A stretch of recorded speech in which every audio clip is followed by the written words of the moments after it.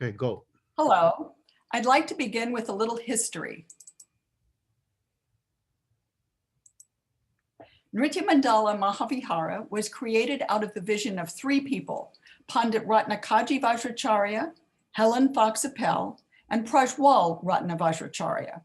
It is the realization of Ratnakaji's dream to see the richness and wisdom of Newar Vajrayana Buddhism move beyond the borders of Nepal and out into the wider world. Prajwal, the youngest son of this well-known family of scholars and priests in Nepal, is an internationally acclaimed Charya dancer and the very beloved priest and teacher of Nritya Mandala Mahavihara. It is he who introduced Helen to his father's vision and his own mission in the West. It was Helen, with her deep personal experience with Zen, Tibetan, and Vajrayana Buddhism over many years, who ultimately chose to commit her time and resources to the building of our carefully crafted temple based on Newar design using American builders and integrating many elements such as beautifully carved struts, doors, and windows created by craftsmen in Nepal. Consecrated in 2009 as the 19th Mahavihara within Newar Vajrayana Buddhism, the first so consecrated in hundreds of years, the temple has become a gathering place for Newars and Buddhists from various sects throughout the United States. It has become a place of scholarly discussion and Newar cultural affirmation and activity. Our Sangha is a mixed Sangha, made up in approximately equal parts of Nepalis and Westerners, giving us a wonderful opportunity to simply learn much from one another. And given its accompanying residence, its extensive library, and in normal times, its ongoing rituals, classes, and community activities, Nritya Mandala Mahavihara has become an important stopping over place for those from all over the world seeking to both impart and receive wisdom, spiritual insight, and beauty in a variety of forms. It is a Mahavihara, a teaching vihara. Some of the classes it has provided over the years include Dharma and Charya classes, and never Charya without Dharma, intensives on various bodhisattvas, and classes on Nitya Puja. Nitya Puja is daily puja and is performed in the temple morning and night to worship the deities and imbue the temple with spiritual energy, and our pujaris with blessings and growth for their own practices. Other classes provided by Guruji in the temple include weekly classes on sadhana, Gita singing, and Dharani recitation, as well as periodic ongoing study of the Guru Mandala Puja, a beginning to the slow process of preparing both Westerners and Nepalis for the ultimate possibility of Vajracharya priesthood.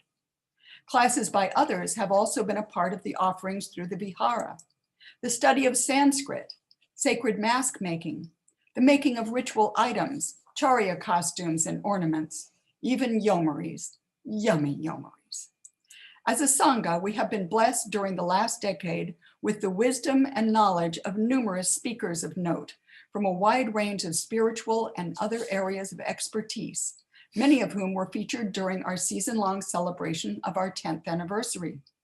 Along with visiting monks, priests, lamas, and rinpoches, we have heard from Dr. Miranda Shaw on the female cosmology of Newar Buddhism, Dr. Alexander von Rospat on tantric priests and life cycle rituals, Dr. Gautama Vajracharya on distinctions between the artistic elements found in Tibetan and Nepali art, given his art historian's eye, and Master Chef Bikram Vaidya on Nepali food wisdom.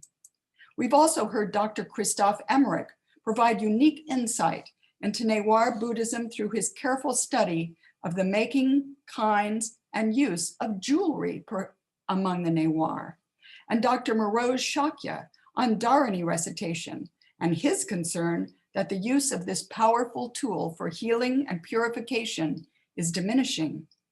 Because of his proximity, we've been blessed multiple times to hear ethnomusicologist Dr. Subhash Prajapati discuss and demonstrate traditional Nepali musical instruments and songs from throughout Nepal.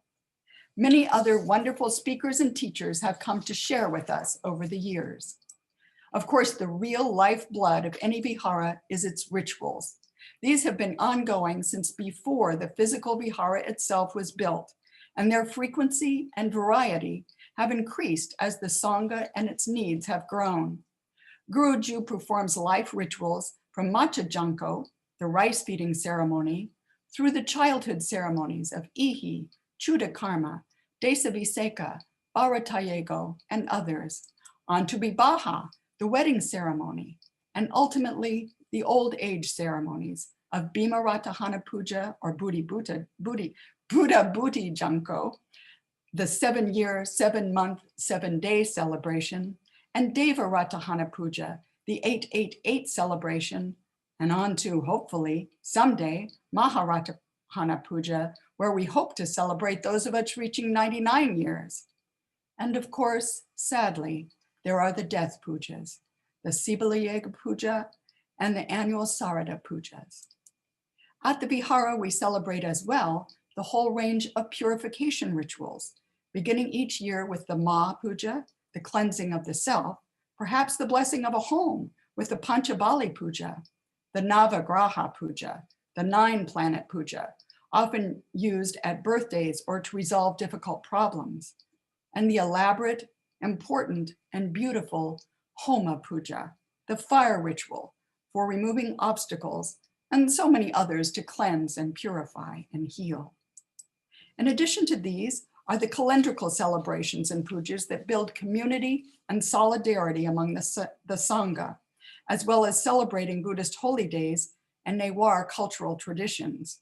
Among these is the joyous Buddha Jayanti, which is a big deal here, and not just for the rituals and the Namasamgiti chanting and feasting, but for the singing and the dancing, the lighting of 108 butter lamps, and a delightful, animated, loud children's procession circumambulating with cymbals and horns and drums and the baby Buddha around and into the temple, where the children then present their own program for the Sangha each year.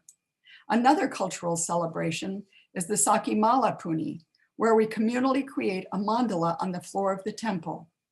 There are many opportunities to learn and work together, whether making itas, gojas, or jajanka, or just feasting, which we all love to do. All of these activities sustain the life of our temple and its Sangha. Our fall season-long 10th anniversary celebration last year of the original consecration of the Vihara was a major event, featuring an extraordinary museum quality exhibit of Newar cultural and spiritual art, craft, and ritual items, a charya performance, a lovely Portland Buddhist community-wide sharing of prayers and chants, as well as a multitude of fascinating, knowledgeable speakers. It concluded with the reconsecration rituals for our Vihara and was permeated with lots of time for warm and loving fellowship together. As we began our second decade, COVID-19 closed our doors to most of our Sangha and activities. Of course, Guruji and the Pujaris have faithfully maintained the spiritual life of the Vihara, and Guruji has been called upon to perform those rituals in homes that could not be performed in a larger context during this time. He has also maintained his teaching schedule over these last months by simply moving to an online Zoom format for everything from Dharma classes to Charya to weekly sadhana, dharani, and Giti singing classes.